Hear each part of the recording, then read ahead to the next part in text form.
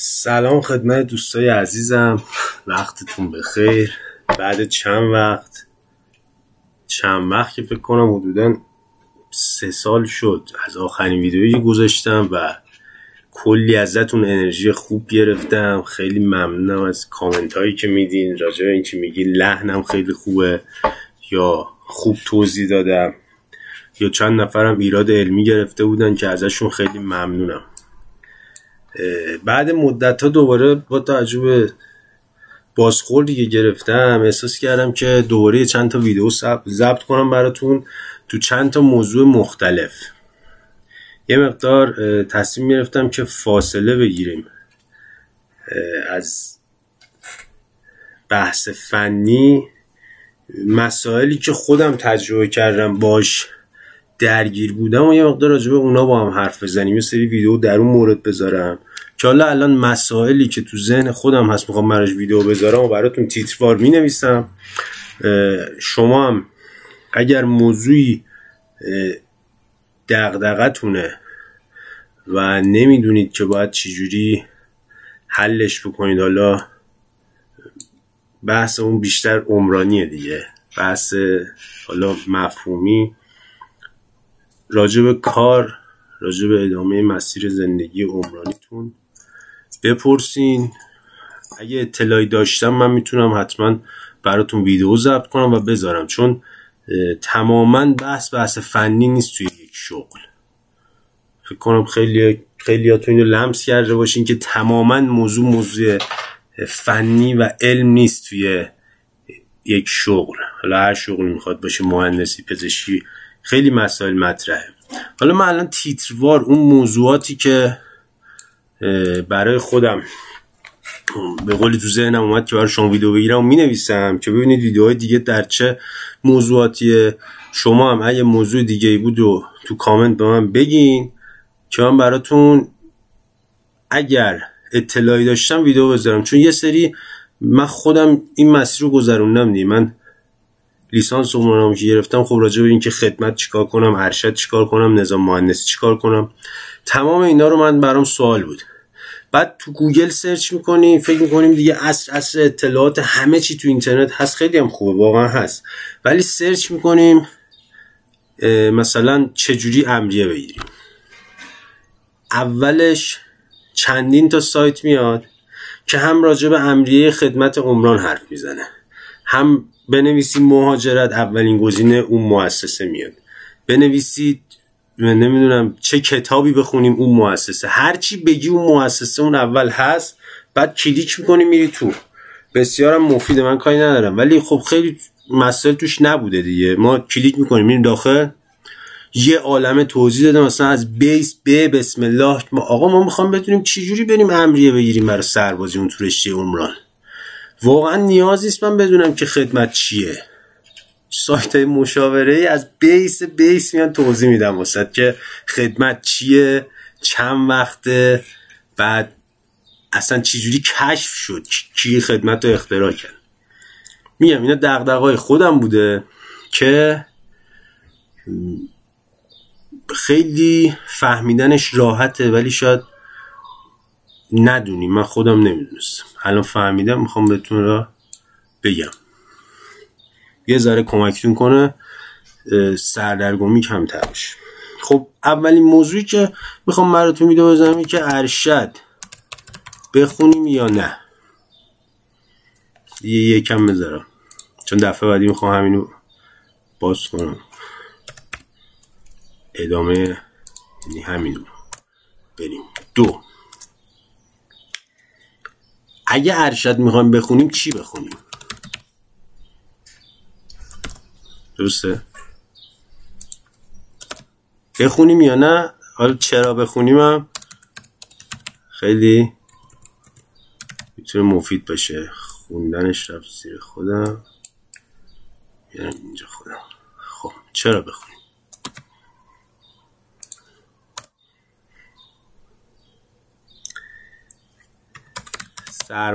سربازی رو چیکار کنیم؟ 3 رو نداشتم، ببخشید. سربازی و امریه.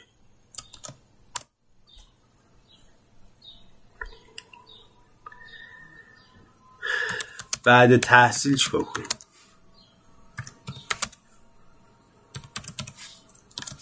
چرا عدداشو نمیذارم؟ درسته رندوم امروز یه دونش هم میریم ما. اما بازار کار عمرانی درسته 6 نرم افزارها و توانایی ها 7 پکیج های موجود در بازار 8 مهمترین موضوع نظام مهندسی.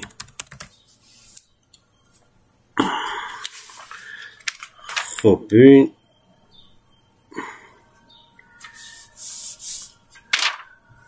حالا این 8 باشه، اولیشو امروز براتون باز میکنم. خب ما موضوع اینه که ارشد بخونیم یا نه.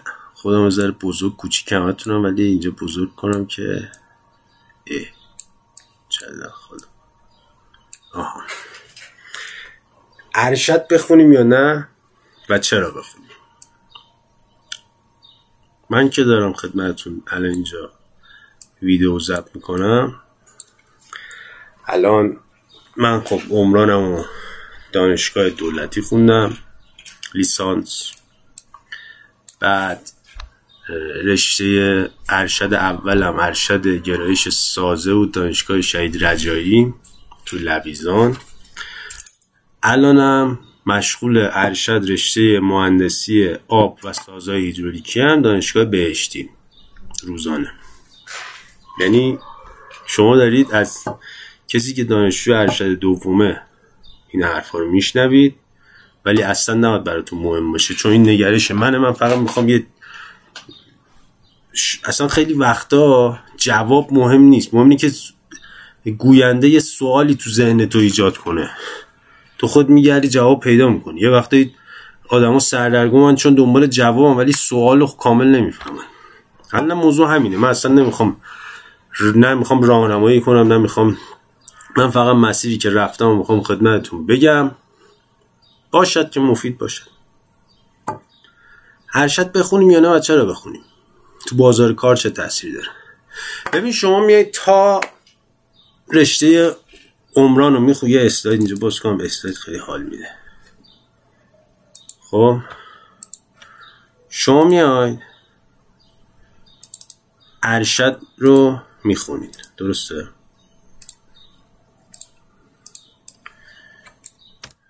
ببخشید عمران میخونید، رشته عمران لیسانس عمران، حالا یا دانشگاه دولتی یا آزاد یا پیام نور فرقی نداره. مهم اینه که چجوری خودت خوندی. من نمیگم تفاوتی نداره، نمیخوام کلیشه حرف بزنم که همه، نه مسلما تفاوتایی از خودتون میدونید ولی 100% دانشگاه منجر به یک خروجی خوب نمیشه برای شما. این خود شمایی که خروجی رو میسازی در این خودت. لیسانس عمران میگیری، میتونی پروانه نظام مهندسی بگیری، پروانه نظارت اجرا محاسبات. ارشد توی پروانه نظام مهندسی آپشنی برای شما نداره. یعنی شما همون متراژی که سهمیه‌ای که بهتون میدن تو نظام مهندسی برای رشته با لیسانس، همونم با ارشد میدن. حالا سالهای اخیر قبل ما مثل این که اگر فوق لیسانس داشتی یک امتیازی برات قائل، ولی الان قائل نیستم. من خودم پروانه‌مو که گرفتم توی پروانه من با ارشده، یعنی مدرک ارشد سالمو دادم ولی با لیسانس هم میشه همین پروانه رو گرفت. پس شما فکر نکنید ارشد میگیری خیلی اتفاق بزرگیه برای نظام مهندسی. نه. پس تو نظام مهندسی تاثیر نداره. موضوع دوم، توی بازار کار شما همون کاری که با عمران میتونی بکنی، یعنی اکثر قسمت‌های کاری عمرانی با همون لیسانس، با یه لیسانس خوب، یعنی شما فهمیده باشی، قابل اجراست. مگه بخوای کارهای خاص بکنی، مثلا توی یک شرکتی که طراحی سد انجام میده یا طراحی مخازن آب، خب شما اگر مهندسی آب و سازه هیدرولیکی باید اصلا سازه هیدرولیکی بخونی تا بتونی مثلا سیستم انتقال آب رو طراحی کنی. با عمران خالی نمیشه. یا توی راهسازی خب مسلما باید ارشدش خونده باشی، ولی واسه موضوعات جامعه بازاری کلی عمران میگم، مثل کسی که میخواد بره سرپرست کارگاه بشه، کسی که میخواد بره دفتر فنی، کسی که میخواد ناظر بشه، کسی که میخواد طراح بشه، حتی لیسانس کافیه. من ازتون درخواست دارم فکر بکنید نسبت به ارشد. من الان تو همین ارشدی هم که هستن کسایی که بخاطر اینکه خدمت نرن اومدن ارشد. آقا خب برای چی خدمت رو باید بری؟ اصلا برای رشته عمران شما هر چقدر زودتر بری خدمت بهتره. چرا؟ چون این پروانه رو باید بگیری. این پروانه یه جورایی، شما اگه این پروانه رو نگیری عمران خونده باشی عجیبه دیگه. مثل یه پزشکی که پزشکی بخونه ولی مهر طبابت نداشته باشه. شما باید سه تاش هم باید داشته باشی، هم نظارت، هم اجرا، هم محاسبات. نگید من خوشم نمیاد، من غرق اجرا میشم، من غرق نه، این اصلا به هم پیوسته است. مهندسی که نتونه نقشه رو میبینه، توجیه طراح و نفهمه، فقط بخواد چی رو میخوای اجرا کنی، چیزی که نفهمی چجوری میخوای اجرا کنی.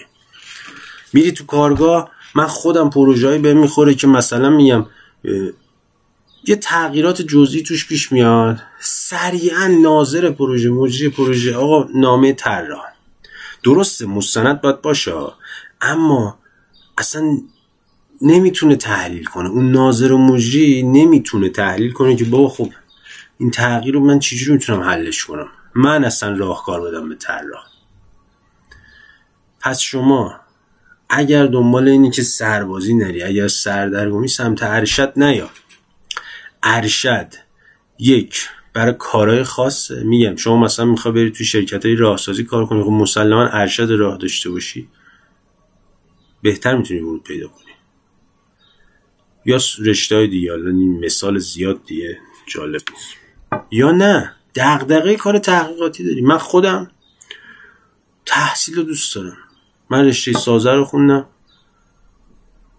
دوست داشتم خوندم، الان دارم این رشته رو میخونم. چرا؟ چون میخوام برم دکترا، دیگه نمیخوام برم تو رشته سازه. دکترا رو میخوام همین تو بحث سازهای هیدرولیکی آب برم. برای همین دوره کنکور دادم دانشگاه بهشتی، این ارشد دارم میخونم چون دوست دارم کار تحقیقاتی رو.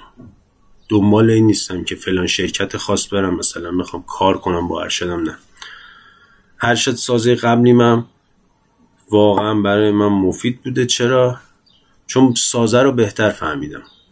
ولی میگم حتما اینجوری نیست که هر کسی ارشد سازه داره طراح بهتریه. نه، طراحایی هم داریم که لیسانس طراحی دارن، لیسانس عمران دارن و اصلا ارشد ندارن، یا ارشد مدیریت ساخت دارن ولی تو طراحی قویه.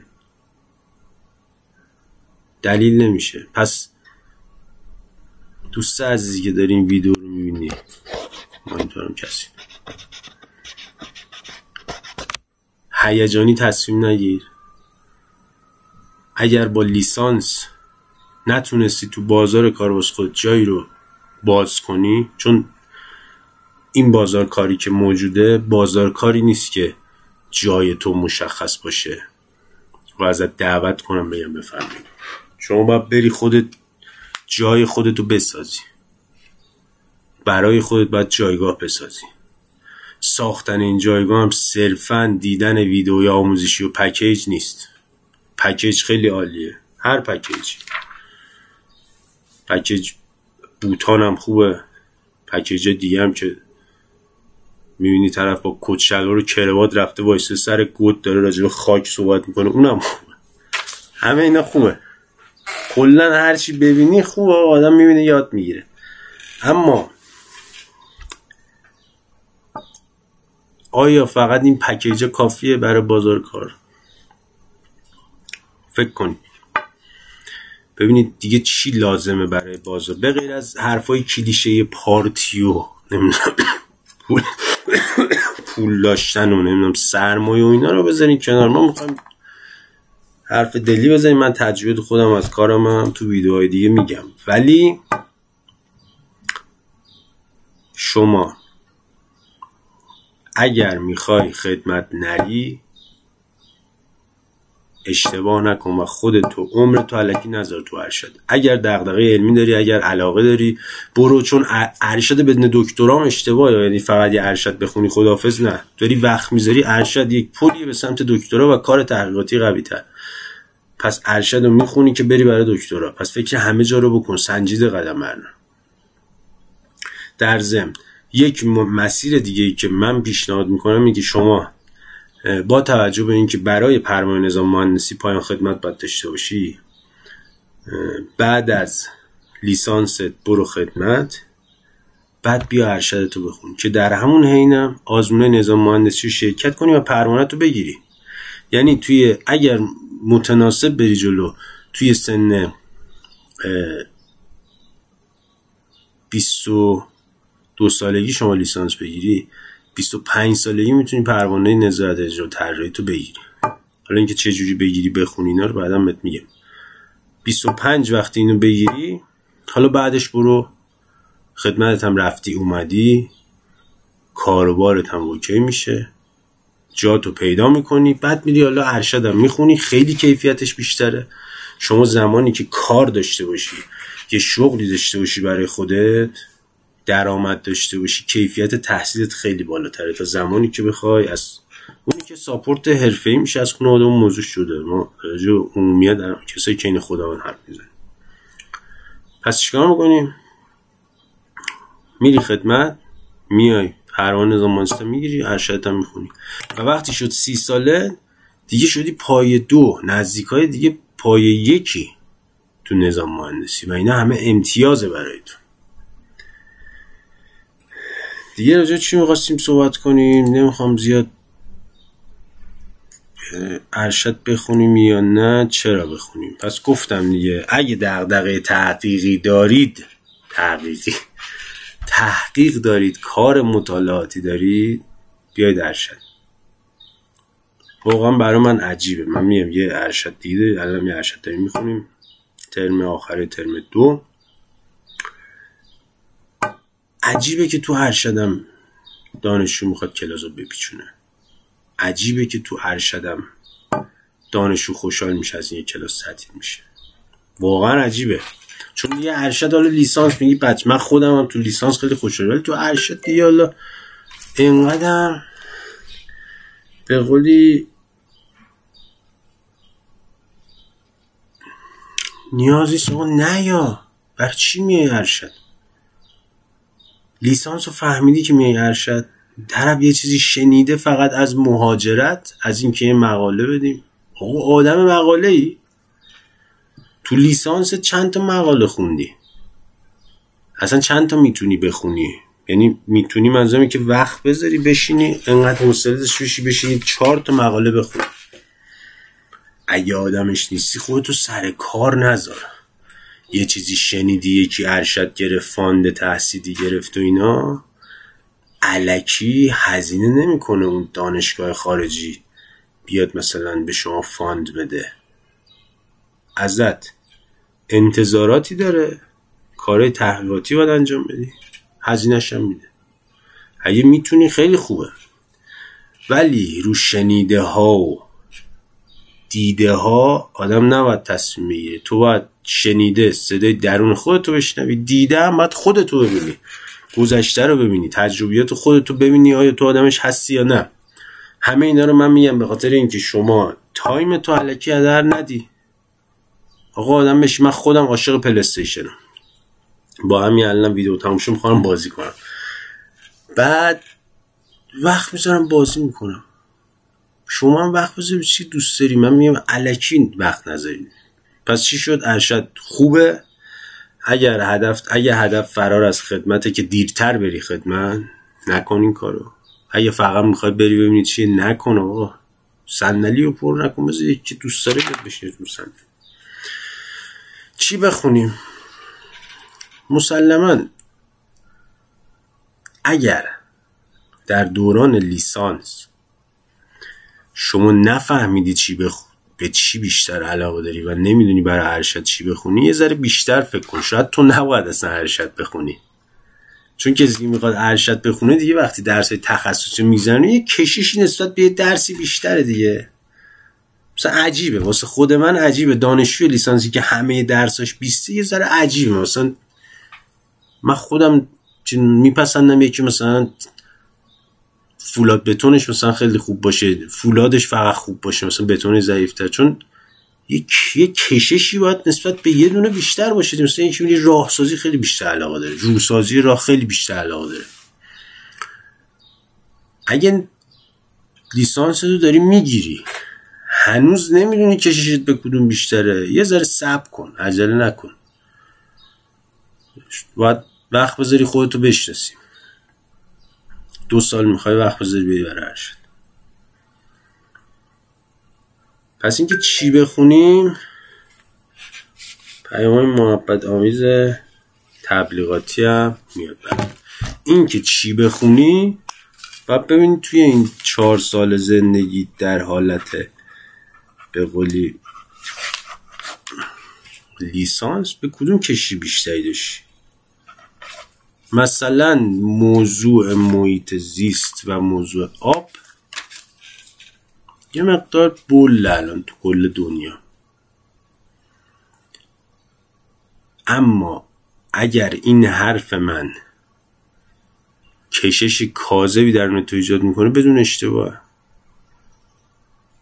از الان بری بعد این ویدیو من میخوام برم آب بخونم، بری همه شیرای آبو صفر کنی، نمیدونم خیلی صرفه جویی هم بکنی،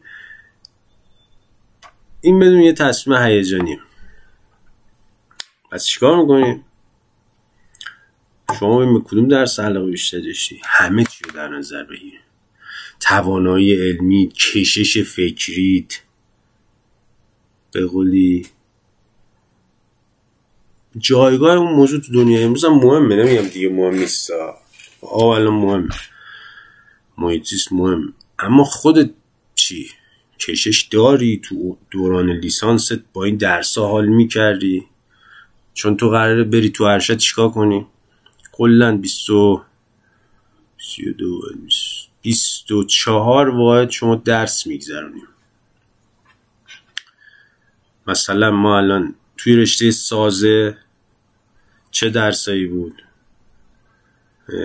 بتون پیشرفته بود، فولاد پیشرفته بود، دینامیک سازه ها بود، یه ذره پیشرفته تر از لیسانس دیگه، مقاوم سازی ساختمون ها بود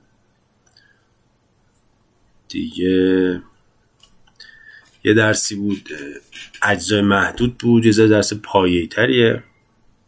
این درس ها بود. حالا کسایی که فولاد بتون دوست دارن خب میان تو ارشد سازم حال میکنن با اونش. چرا؟ چون مثلا فولاد پیشرفته بتون پیشرفته میای تو ساختمان‌های بلند. یه درسی هم بود اسم درس ساختمان‌های بلند، چون کتابش من همه کتابم دارمش، آنالیز و طراحی ساختمان‌های بلند.